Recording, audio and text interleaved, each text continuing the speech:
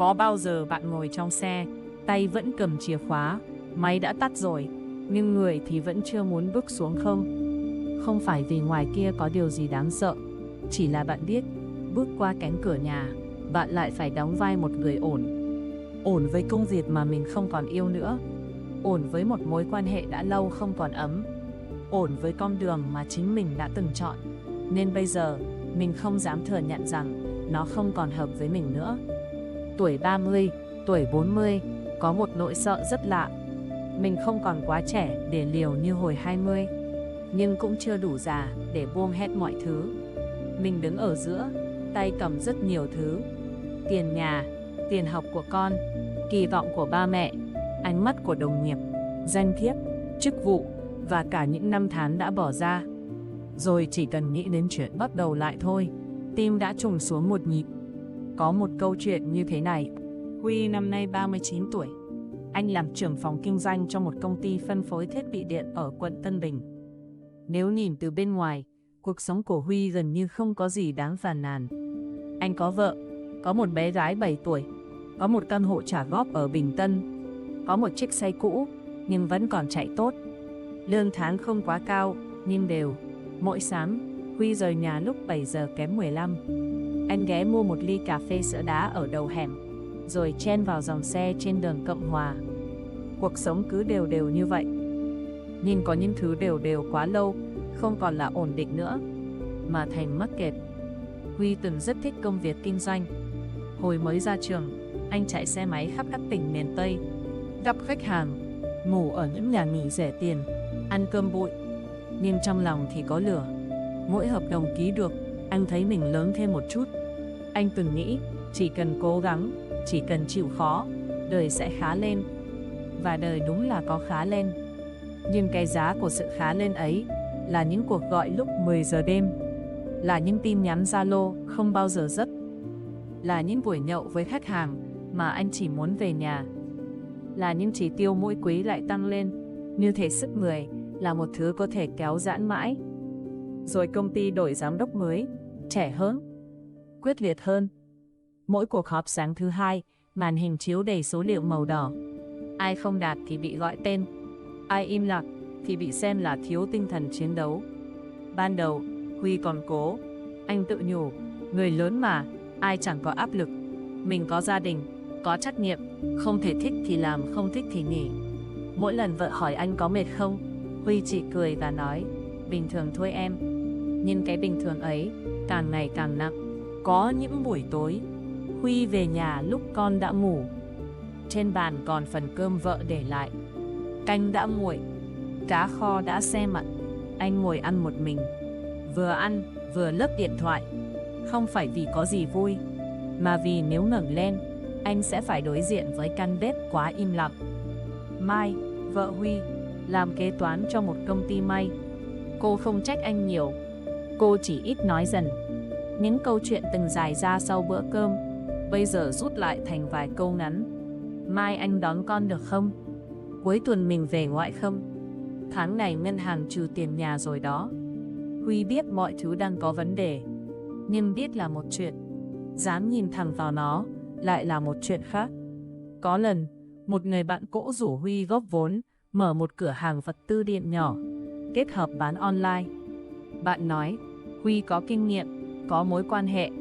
Nếu làm riêng, chưa chắc giàu nhanh, nhưng ít nhất, mình tự quyết nhịp sống của mình nhiều hơn. Huy nghe xong, tim có động. Anh đã từng nghĩ đến chuyện đó nhiều lần. Một cửa hàng nhỏ thôi, không cần văn phòng kính, không cần họp hành triền miên, không cần mỗi tháng sống chết với chỉ tiêu. Nhưng nay sau đó, một giọng nói khác lại nổi lên trong đầu. 39 tuổi rồi, lỡ thất bại thì sao? Tiền đâu trả góp, con còn nhỏ, ba mẹ hai bên nhìn vào sẽ nghĩ gì? Đồng nghiệp sẽ nói mình xuống dốc à? Thế là Huy từ chối. Anh nói, để tính thêm. Mà thật ra, câu để tính thêm ấy đã nằm trong miệng anh suốt 3 năm. Nỗi sợ bắt đầu lại thường không ồn ào. Nó không đứng trước mặt mình và hét lên. Nó thì thầm rất nhỏ, nhưng nó thì thầm mỗi ngày. Nó bảo, thôi ráng thêm chút nữa. Thôi đừng làm lớn chuyện.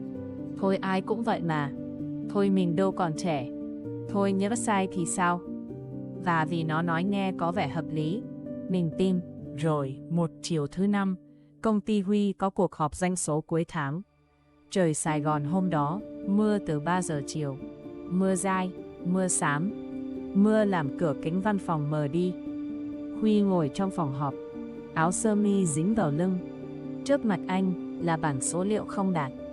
Giám đốc mới gõ bút xuống bàn, hỏi từng người lý do.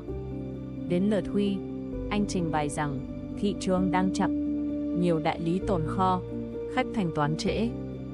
Anh nói bằng giọng bình tĩnh nhất có thể. Giám đốc nhìn anh một lúc, rồi nói: anh Huy làm lâu năm rồi, mà vẫn nói mấy câu này thì hơi buồn. Thị trường khó ai cũng biết, vấn đề là mình có đổ máu hay không. Cả phòng im lặng. Huy nghe chữ máu mà thấy trong người lạnh đi. Anh không phản ứng, anh đã quen nuốt xuống. Nhưng hôm đó, không hiểu sao, cổ họng anh nghẹn lại. Có một thứ gì đó trong anh đã mỏi quá rồi.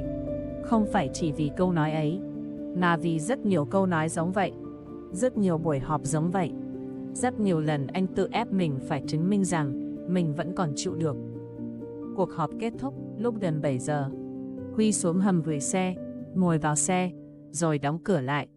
Điện thoại hiện 12 cuộc gọi nhỡ từ khách, 5 tin nhắn từ nhóm công ty và một tin nhắn của Mai. Anh về chưa? Con chờ anh ăn bánh sinh nhật ở lớp mang về. Huy nhìn dòng tin đó rất lâu. Hôm nay con gái anh được bạn tặng một miếng bánh nhỏ trong lớp. Nó bảo để dành cho ba. Một chuyện rất bé, nhưng không hiểu sao, chính chuyện rất bé đó làm anh bật khóc. Anh không khóc thành tiếng, chỉ là nước mắt tự rơi xuống, nóng và lặng. Trong hầm xe có mùi xăng, mùi ẩm, tiếng quạt thông gió ù ù. Một người đàn ông gần 40 tuổi ngồi bất động trong xe. Lần đầu tiên sau nhiều năm, anh không còn đủ sức nói với mình rằng bình thường thôi. Tối đó, Huy về muộn. Con đã ngủ trên sofa, tay vẫn ôm hộp bánh. Mai ngồi bên cạnh. Cô không trách, cô chỉ nói nhỏ: anh tắm đi, em hâm cơm. Nhưng Huy không đi tắm ngay. Anh ngồi xuống ghế, nhìn con ngủ. Tóc con dính vào trán, miệng hơi hé, cái hộp bánh bị bóp méo một góc. Bỗng anh thấy mình giống như một người đang đi rất nhanh trên một con đường. Nhanh đến mức không còn nhìn thấy ai đang đi cùng mình nữa. Mai đặt ly nước xuống bàn. Cô ngồi đối diện anh. Một lúc lâu sau, Huy nói: anh mệt quá, chỉ 3 chữ thôi. Nhưng với Huy, đó là lần đầu anh nói thật sau rất nhiều năm. Mai không vội khuyên. Cô cũng không nói anh nghỉ đi hay cố lên. Cô chỉ hỏi: mệt vì công việc hay mệt vì phải giả vờ là mình vẫn ổn? Câu hỏi ấy chạm vào đúng chỗ đau. Huy im lặng, rồi anh gật đầu.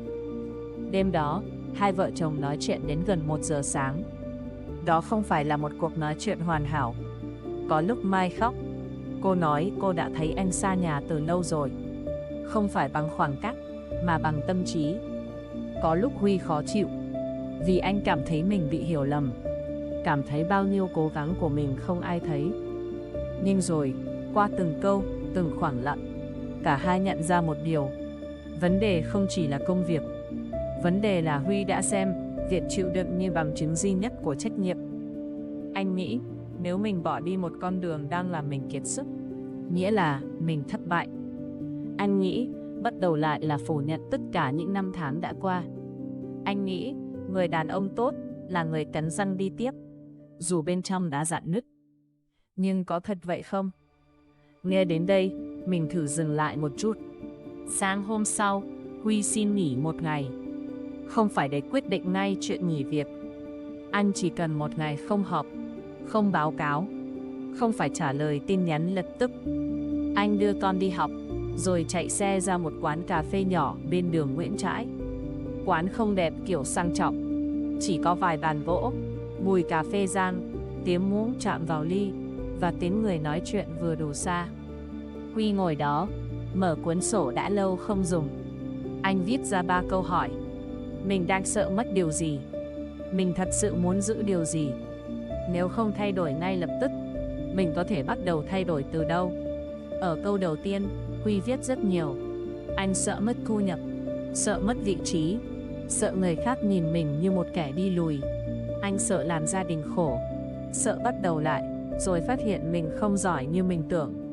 Anh sợ tuổi 40 của mình trở thành một dấu chấm hết. Đến câu thứ 2, anh ngồi lâu hơn. Mình muốn giữ điều gì? Huy viết, muốn giữ gia đình, muốn giữ sức khỏe, muốn giữ lòng tự trọng, muốn giữ cảm giác mỗi sáng thức dậy, không thấy ngực nặng như có đá đè. Muốn giữ khả năng nói chuyện tử tế với vợ con, thay vì đem bực bội ở công ty về nhà. Rồi đến câu thứ 3, nếu không thay đổi ngay lập tức, mình có thể bắt đầu từ đâu? Lần này, Huy không viết những điều quá lớn. Anh viết, tắt thông báo nhóm công ty sau 9 giờ tối, trừ trường hợp khẩn cấp thật sự. Nói chuyện với Mai về tài chính trong 6 tháng tới. Gặp lại người bạn cũ để tìm hiểu mô hình cửa hàng, nhưng chưa vội góp vốn. Cập nhật hồ sơ, xem thị trường cần gì. Mỗi tuần dành 2 buổi tối học thêm về bán hàng online. Và quan trọng nhất, không tự mắng mình là hèn chỉ vì mình đang sợ. Có những thay đổi lớn bắt đầu bằng một việc rất nhỏ. Mình thôi đánh nhau với chính mình. Có một cách nhìn rất gần với chánh niệm là đôi khi điều đầu tiên chúng ta cần không phải là quyết định thật nhanh, mà là dừng lại để thấy rõ mình đang khổ vì điều gì. Không phải thấy để than thân, mà thấy để không tiếp tục sống trong mơ hồ. Có những nỗi khổ càng bị che đậy, càng âm thầm điều khiển mình. Mình tưởng mình đang chọn ở lại vì trách nhiệm, nhưng thật ra, có khi mình ở lại vì sợ. Mình tưởng mình đang hy sinh cho gia đình, nhưng thật ra, có khi mình đang để sự kiệt quệ của mình làm đau những người gần nhất. Trong tinh thần Phật học ứng dụng, có một cách nhìn rất gần với đời sống. Mọi thứ đều thay đổi. Công việc thay đổi, thị trường thay đổi, tình cảm thay đổi, sức khỏe thay đổi, và chính mình cũng thay đổi. Điều từng hợp với mình năm 25 tuổi, chưa chắc còn hợp ở tuổi 38. Điều từng là ước mơ, sau nhiều năm, có thể trở thành một chiếc áo chật. Nếu cứ bắt mình mặc mãi, chỉ vì ngày xưa mình đã chọn nó, thì đau là điều dễ hiểu. Nhưng thấy vô thường, không có nghĩa là sống tùy hứng. Không phải cứ không vui là bỏ, không phải cứ mệt là quay lưng. Thấy vô thường là hiểu rằng, thay đổi là một phần bình thường của cuộc sống. Để mình bắt hoảng sợ khi một cánh cửa không còn mở như trước. Và bắt đầu lại không có nghĩa là mất hết. Mình mang theo kinh nghiệm, những va vấp, những lần sai, những mối quan hệ. Mình mang theo khả năng chịu đựng, khả năng quan sát, và cả những bài học từng phải trả giá bằng nước mắt. Một người 40 tuổi bắt đầu lại, không giống một người 20 tuổi bắt đầu lại. Người 20 tuổi có nhiều năng lượng hơn và ít ràng buộc hơn. Nhưng người 40 tuổi có chiều sâu của những gì đã trải qua. Họ biết mình không hợp với kiểu môi trường nào. Họ biết sức khỏe không phải thứ muốn lấy lại, là lấy lại ngay. Họ biết một lời nói nóng có thể làm tổn thương người thân rất lâu. Họ biết tiền quan trọng, nhưng bình an trong nhà cũng quan trọng. Họ biết thành công, mà mỗi tối về không còn nhận ra mình, thì cũng cần được nhìn lại. Sau ngày hôm đó, Huy không nộp đơn nghỉ việc ngay. Vì những câu chuyện đời thường không giải quyết đẹp như phim. Anh vẫn đi làm, vẫn họp, vẫn có lúc bực, vẫn có những ngày về nhà muộn. Nhưng có một điều đã khác. Huy bắt đầu nhìn cuộc sống của mình bằng đôi mắt thật hơn. Anh nói với giám đốc rằng, sau 9 giờ tối, nếu không phải tình huống gấp, anh sẽ phản hồi vào sáng hôm sau. Lần đầu nói ra, tim anh đập mạnh. Anh sợ bị đánh giá. Nhưng rồi mọi chuyện không sập xuống như anh tưởng. Có người khó chịu, có người không quan tâm, có người còn nhắn riêng cho anh. Anh nói vậy em cũng đỡ áp lực. Anh và Mai ngồi lại tính tiền. Hai người cắt bớt vài khoản không cần thiết, hoãn kế hoạch đổi xe và lập một quỹ dự phòng nhỏ. Không nhiều, nhưng đủ để Huy thấy mình không hoàn toàn bị trói. Anh gặp người bạn cũ 3 lần, đi xem mặt bằng, hỏi kỹ về chi phí, rủ thêm một người quen biết về vận hành sàn thương mại điện tử. Có buổi về nhà, anh nói với Mai, anh vẫn sợ. Mai cười, sợ mà vẫn tìm hiểu thì cũng là tiến rồi. 3 tháng sau, Huy xin chuyển xuống vị trí ít quản lý hơn trong công ty. Anh chấp nhận thu nhập giảm một phần để có thời gian chuẩn bị việc riêng. Quyết định đó không dễ. Có đồng nghiệp nói tiếp cho anh. Có người đùa. Đan trưởng phòng tự nhiên lui xuống. Chắc mệt quá rồi. Huy nghe cũng chạnh lòng. Cái tôi của anh không phải không đau. Nhưng lần này, anh không để vài câu nói quyết định cả đời mình. Một buổi chiều, anh đón con sớm. 2-3 con ghé công viên gần nhà, mua 2 cây kem. Con bé hỏi, ba ơi, sao dạo này ba ít la hơn? Huy bật cười, rồi im lặng một chút. Anh nói, chắc tại ba đang tập thở trước khi la. Con bé không hiểu hết, nó chỉ cười, kem dính một chút trên khóe miệng. Nhưng với Huy, đó là một phần thưởng rất lớn. Không phải vì anh đã thành công, mà vì anh đang trở về với những điều mình thật sự muốn giữ. Nếu bạn đang ở tuổi 30, 40 hoặc bất kỳ độ tuổi nào mà thấy mình mắc kẹt trước một ngã rẽ, có lẽ điều bạn cần nghe không phải là hãy mạnh mẽ lên, bạn đã mạnh mẽ quá lâu rồi. Cũng không phải là bỏ hết đi cho nhẹ. Đời sống của mỗi người có những ràng buộc thật, những trách nhiệm thật, những người cần được nghĩ tới thật. Có lẽ điều bạn cần là một khoảng dừng đủ thành thật. Dừng lại để hỏi, con đường này còn nuôi dưỡng mình không? Hay chỉ đang vắt kiệt mình? Mình ở lại vì tình thương, vì trách nhiệm, hay vì sợ ánh mắt người khác?